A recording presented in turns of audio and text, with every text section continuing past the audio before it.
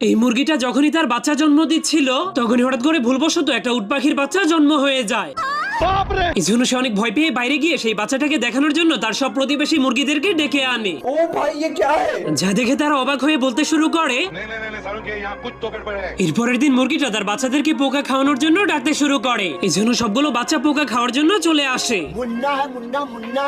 আর উট পাখিটা যখনই একটা পোকাকে খাওয়ার চেষ্টা করে कौन है रे? सॉरी।